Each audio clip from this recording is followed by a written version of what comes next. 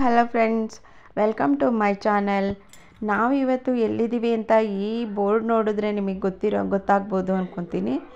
ನಾವಿವತ್ತು ದಾನ್ವಿನ ಶೃಂಗೇರಿ ಶಾರದಾಂಬೆಯ ಸನ್ನಿಧಿಯಲ್ಲಿ ಕರ್ಕೊಂಡ್ಬಂದಿದ್ದೀವಿ.